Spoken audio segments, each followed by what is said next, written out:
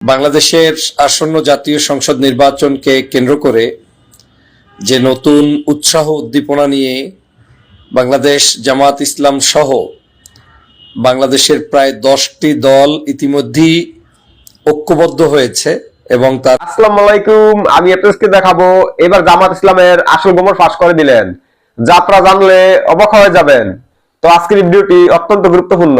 আমি আশা করব যে আপনারা সম্পূর্ণ ভিডিওটি দেখবেন, আর এই সম্পূর্ণ ভিডিওটি দেখলেই বিস্তারিত জানতে পারবেন।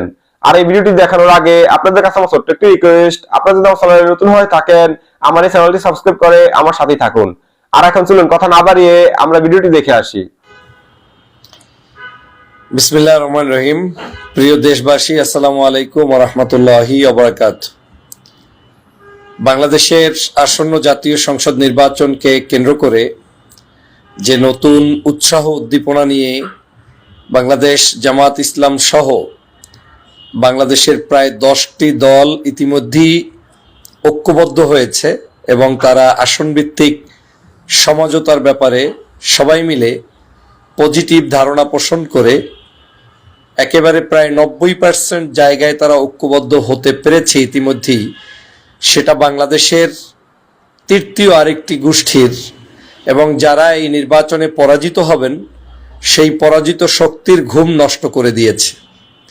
যে কারণে বাংলাদেশের বিভিন্ন জায়গায় যে সকল তথ্য সঠিক নয় সেগুলোকে সঠিক বলে প্রচার করার জন্য বিভিন্ন মাধ্যমে অনলাইনে অফলাইনে পত্রপত্রিকায় সিরিজ আকারে লেখালেখি নিউজ পাবলিশ করার একটি প্রতিযোগিতা চলছে।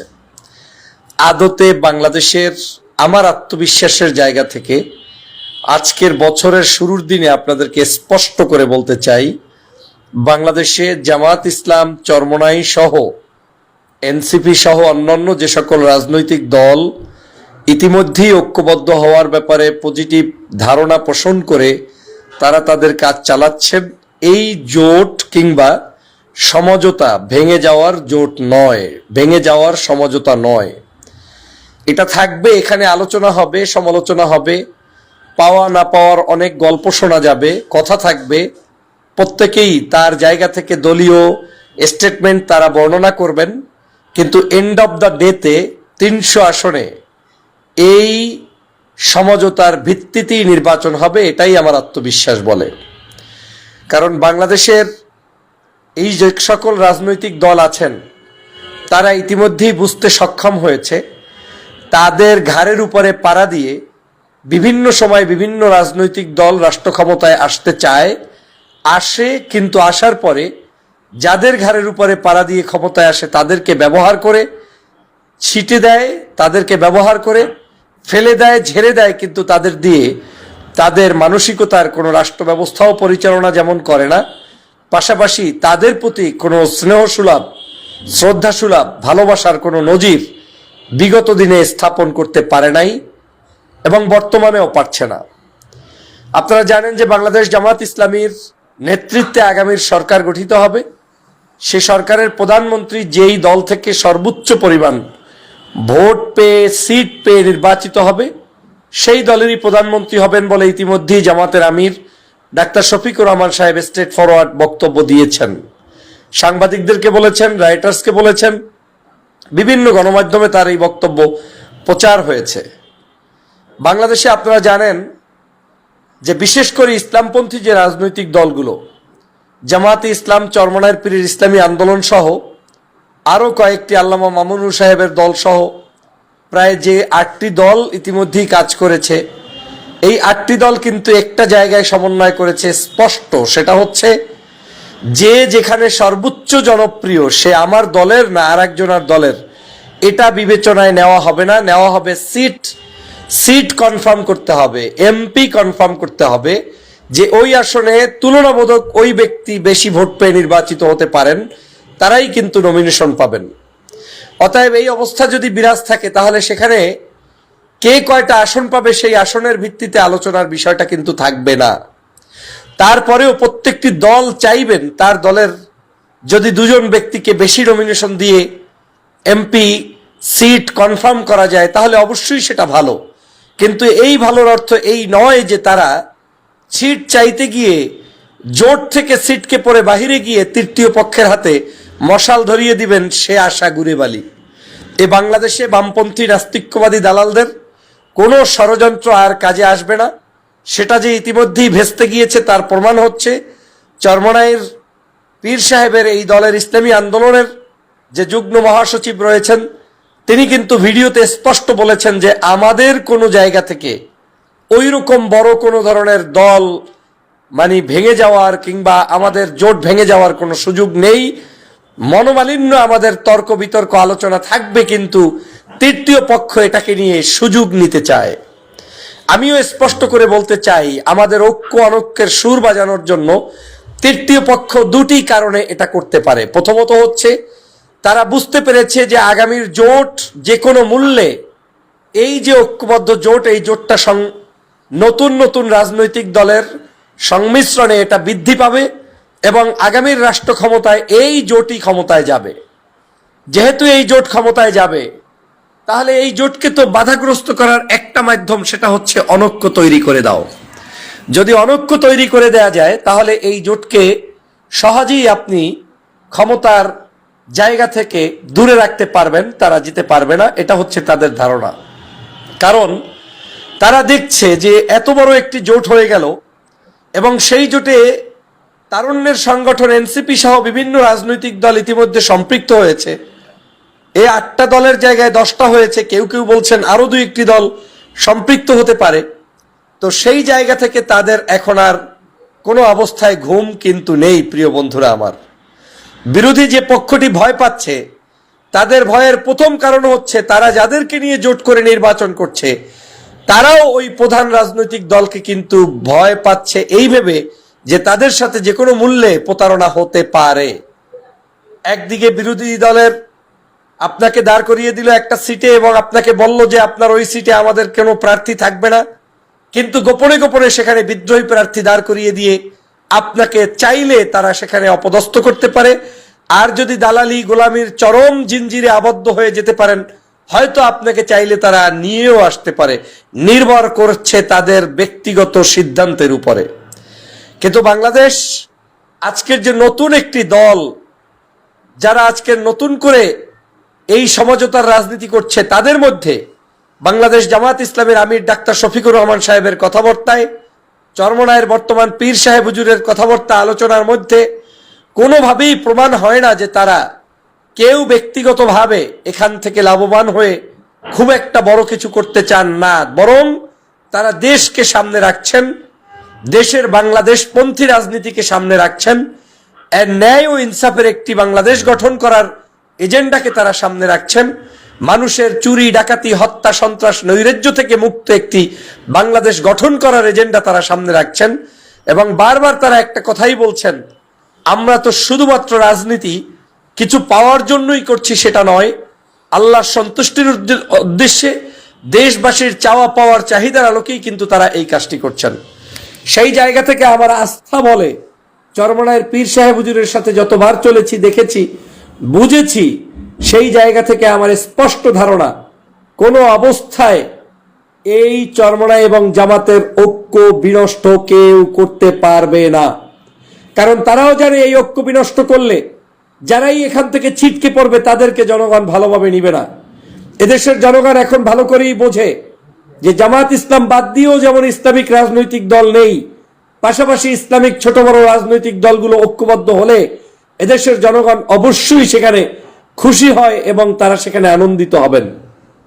আমার সেই আস্থা এবং বিশ্বাস এবং যতটুকু ইনফরমেশন আমি নিজস্ব জায়গা থেকে কালেক্ট করতে সক্ষম হয়েছি, সেখান থেকে দেশবাসীকে আশ্বস্ত করে বলতে চাই, জোট আছে, জোট থাকবে, সমঝোতায় নির্বাচন হবে, 300 আসনের 300 প্রার্থী ওদের ভিতকে দুর্বল করে দিয়ে, নড়বড়ে করে দিয়ে সমস্ত বাংলাদেশে এই রাজনৈতিক দলগুলো ন্যায় ইনসাফের পক্ষে পতাকা হাতে নিয়ে স্বাধীন বাংলাদেশকে নেতৃত্ব দেবে ইনশাআল্লাহ।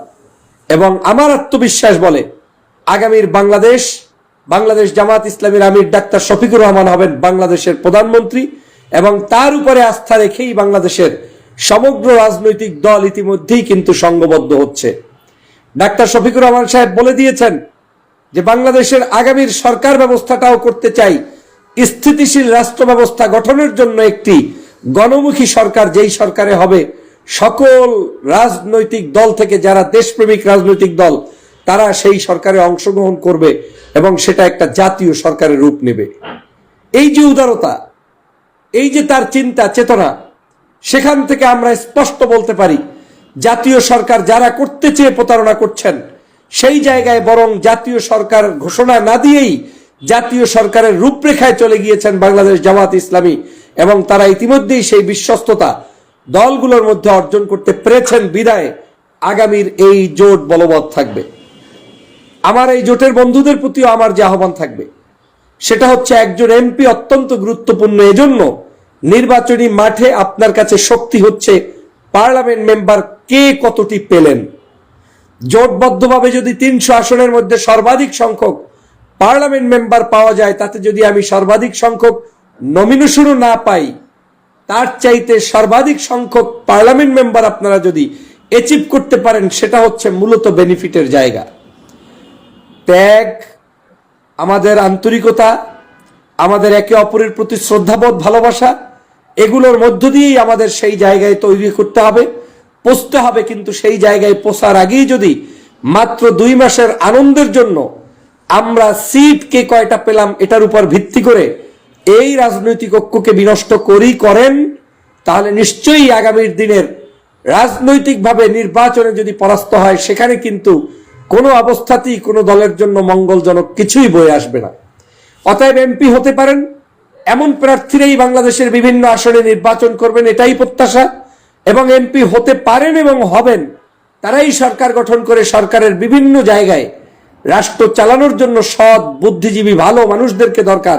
সেই সকল জায়গায় আপনারা যারা বিভিন্ন জায়গায় যোগ্যতা সম্পন্ন ব্যক্তি, তাদেরকে ব্যবহার করা যেতে পারে। এটাই হওয়া উচিত আমাদের নির্বাচনের পদ্ধতি এবং সঠিক পদ্ধতি। তাতে জামাত ইসলাম 200 পেল না, চরমনার পীর সাহেব 150 পেল না, চরমনার পীর সাহেব 50 পেল, 30 পেল, এই আলোচনা যাতে বিষয়বস্তুতে থাকে না, বরং আলোচনা থাকবে এটাই যে কে কোন জায়গা থেকে জয়যুক্ত হবেন, সেই আমাদের প্রার্থী। আমরা সবাই মিলেই বাংলাদেশ, আমরা সবাই মিলেই জাতি গঠন করব, আমরা সবাই মিলেই আগামী সরকার গঠন করব। আমার আত্মবিশ্বাস বলে, আমার ব্যক্তিগত জায়গা থেকে আমার ইনফরমেশন বলে, চরমনায়ের পীর সাহেব হুজুর অত্যন্ত পজিটিভ। ইসলামিক এই রাজনৈতিক দলগুলোর প্রতি উদারতা প্রকাশ করার তার যে ভাষা, তার যে নেতৃত্ব, আমার বিশ্বাস তিনি সেই জায়গায় সঠিক এখন পর্যন্ত আছেন। তার দল সহ বাংলাদেশের বাকি রাজনৈতিক দলগুলো অবশ্যই জামাত ইসলাম সহ তারা ঐক্যবদ্ধভাবে পথ চলবেন। ডাক্তার শফিকুর রহমান সাহেব যে উদারতার মঞ্চস্থ করেছেন, মানুষের কাছে তার যে উদারতার এক্সাম্পল উপস্থাপন করেছেন এবং বিশ্বস্ততার একটি জায়গা উপস্থাপন করেছেন, এই জায়গাটা যদি অটুট থাকে, তাহলে আমাদেরকে শুধুমাত্র ঐক্যবদ্ধ থাকলেই ওরা ভয়ে নাস্তানাবুদ হয়ে যাবে। আমার বিশ্বাস এই কয়েকদিনের মধ্যে, হয়তো অল্প কিছু দিনের মধ্যে, বাংলাদেশের যখন 300 আসনের প্রার্থী চূড়ান্ত তালিকা প্রকাশ করা হবে, এখন পর্যন্ত সকল রাজনৈতিক দলেরই কম বেশি প্রার্থী বিভিন্ন জায়গায় দেয়া আছে, যেটা সত্যিকার অর্থে চূড়ান্ত তালিকায় গেলে হয়তো থাকবে না। যখন দেয়া হবে চূড়ান্ত তালিকা, তখন ওই দিনই ওরা পরাস্ত হয়ে যাবে। কারণ আমার আত্মবিশ্বাস বলে, জামাত কিংবা অন্যান্য রাজনৈতিক দল তাদের যে কোনো নেতাকে যেখানেই হুকুম প্রদান করবেন, তারা সেখান থেকে তাদের নমিনেশন প্রত্যাহার করে যেমন নেবেন, পাশাপাশি তারা ঐক্যবদ্ধভাবে নির্বাচনে জয়যুক্ত হয়ে মাঠে ময়দানে লড়াই করে আগামীর বাংলাদেশ বিনির্মাণের জন্য পথ চলবেন। সেই জায়গা থেকে আমার মনে হচ্ছে অন্য রাজনৈতিক দল ওই দিনই পরাস্ত হয়ে যাবে এবং তারা মানসিকভাবেই পরাজিত হয়ে যাবে। অতএব আগামীতে যে নতুন করে সরকার গঠনের জন্য জামাত ইসলাম সহ রাজনৈতিক দলগুলো ঐক্যবদ্ধভাবে এগিয়ে যাচ্ছে, আমার আত্মবিশ্বাস বলে আগামীর রাষ্ট্র ক্ষমতায় জামাত ইসলাম সহ এই জোটটিই যাবে, কোনো সন্দেহ নাই, কোনো সন্দেহ নাই ইনশাআল্লাহ। সে কারণে আমাদের যারা অনলাইন প্ল্যাটফর্ম সহ বিভিন্ন জায়গায় জড়িত, মুহূর্তের মধ্যে কারো সাথে একটু মনোমালিন্য কিংবা দর কষাকষি আলোচনা হলেই আপনি যাতে ভেঙে পড়ে তার বিরুদ্ধে যা বলা উচিত নয় তাও বলে রাখেন, এটার চাইতে ধৈর্য ধারণ করা অত্যন্ত উত্তম কাজ।